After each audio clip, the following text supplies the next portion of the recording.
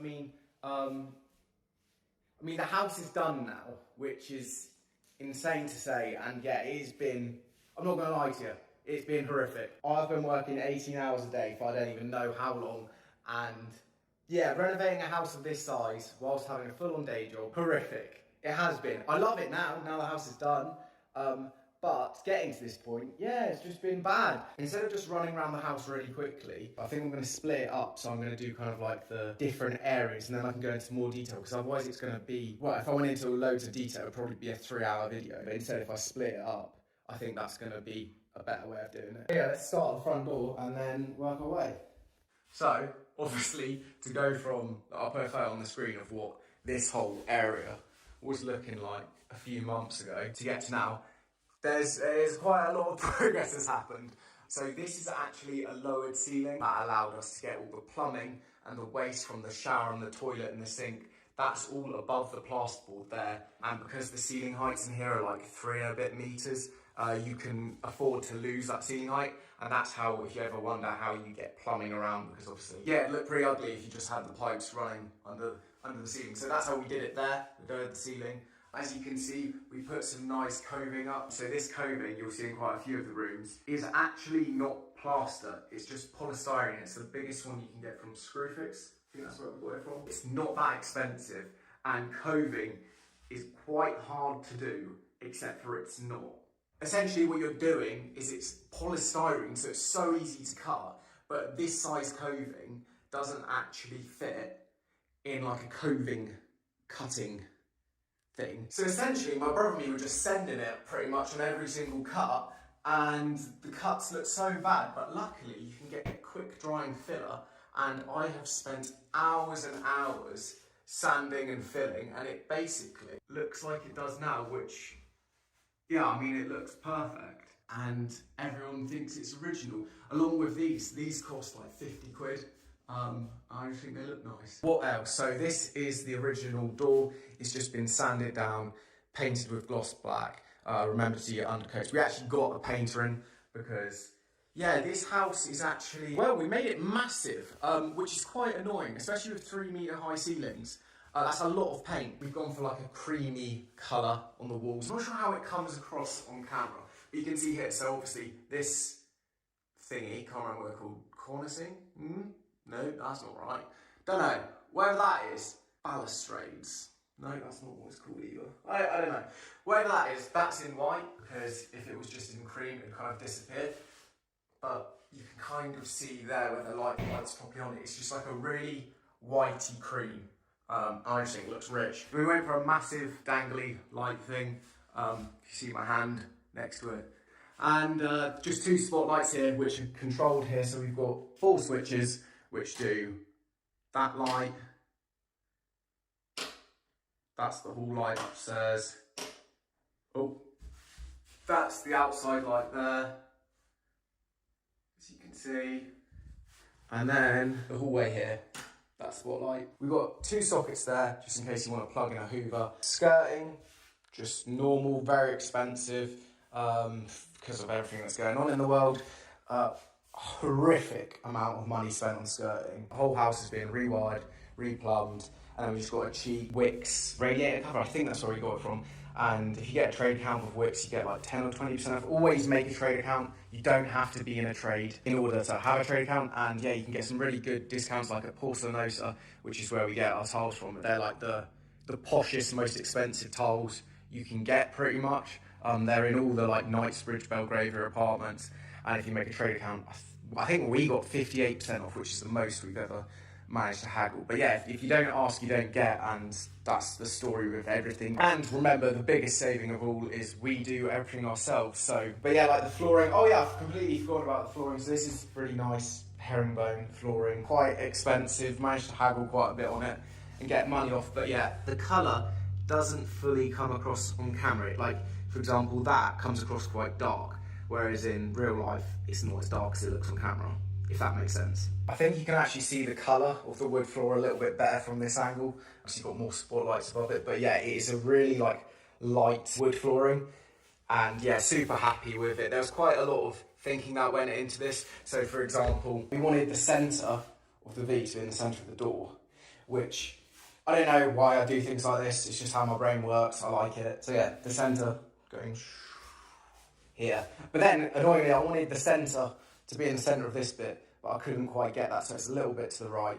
Literally no one cares, Chris. But yeah, I care because I like stuff like that. I'm a bit weird. Yeah, attention to detail. It does go a long way. It's that little bit of thought and that 10-minute conversation my brother and me had where we were just trying to think, oh, can we line it up so it then follows the whole way? Because if you notice, it's all flowing in line. With this sort of flooring, what you want to do is you want to basically do the centre V first, glue it, let it set for a while, and then when you're hitting the tongue and groove in and gluing, it's not going to push you off the centre line. So yeah, top tip with that, make the centre first. I'll try and put a photo on the screen so you can get a bit of an idea of what the hell I'm chatting about. Now the living room, if you remember, this room did look like this. And we knocked down the wall here. That's a little bit dodge because it's a load-bearing wall. So if there's a load-bearing wall, what do? You get a beam. Now, you could do a steel beam, but we instead got a glue-down beam because sometimes it can be a lot cheaper. And in this case, it was. Yeah, I've seen quite a few people message me when I said that this basically cost us like a few £100 to do. They told us how much it cost them, and it's a ridiculous number. We hired a beam lifter, just like we did for the steels out in the kitchen. We just used the beam lifter to lift the glue-lam beam up. Then we made a post here. Obviously, you get an engineer to design what size glue-lam beam you need. You've got 3 lights here. So the right light is that chandelier thing. Left one's that one. We did think about spotlights in here, but because we've got enormous, like 2 and a bit metre high windows, you don't really need it. These windows are the original ones. We just bought new handles for them. Which is a top tip to save money. We've got a radiator there because the kind of rule is you put radiators where windows are. And then we also do have a radiator over this side. If you're wondering as well what that 3rd light switch is here, that doesn't seem to do anything.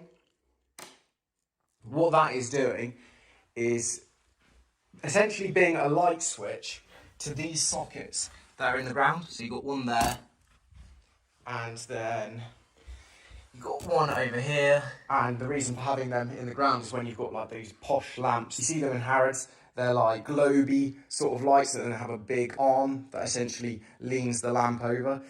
It just means that instead of going here to turn the switch on, you can just turn it on with the rest of the lights. The coving going on up here, again, an insane amount of time, not only putting it up, but also sanding every corner to make it look how it does. I mean, there's about 17 billion corners in this room, especially because, now you might be wondering what this is. Now, this wasn't originally there. That is because the boiler is actually in the basement and there's a flue going there. And if you're wondering what a flue is, it's basically the extractor from the boiler. All the hot air is running under the floor out to here. And when you do that, you need access hatches, so that's what that is. There's one under the carpet there. And instead of just doing a box in the corner, we thought we would try and make it look a little bit nicer by kind of making it look like it's always been there, if that makes sense. So what we did was we had to extend it to here as well. Actually, I just forgot, because the pipes that are coming from, you might remember me saying in here, the lowered ceiling from the bathroom that's up there, those pipes are then running, and we basically made a false stud wall here, which allows all those pipes to run out, and then using this kind of chimney area that we made for the flue, that's where all the waste is then running. Then we've got a waste pipe that's running under the floor there, going down to the manhole that we made, which I'll show you in a bit. Doors.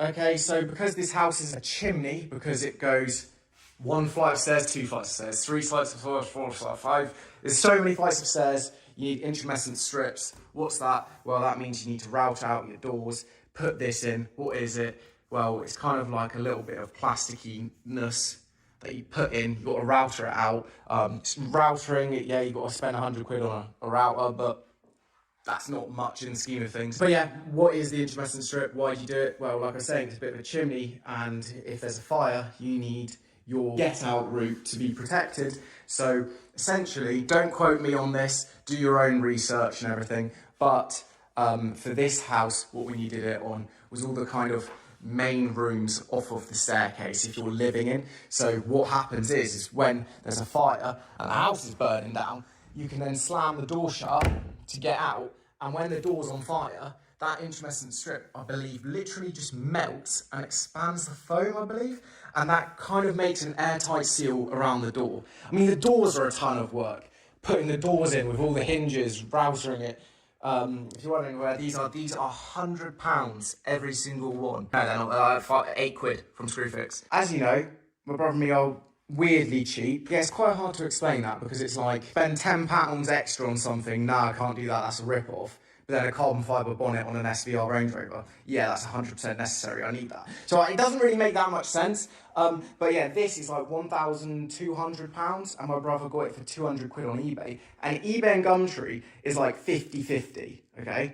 And from my experience, you either end up at a celebrity's house or you end up almost getting shanked. This was an original fireplace, but it didn't have any of this niceness. So this, you might remember on Instagram, I revealed when I broke off all the protectiveness that had been covering up. If you're wondering why, like, the Victorian people covered stuff up, is because obviously if you're not using a specific fireplace, it's essentially an exit, hot air rising, it's taking all your hot air out of your house.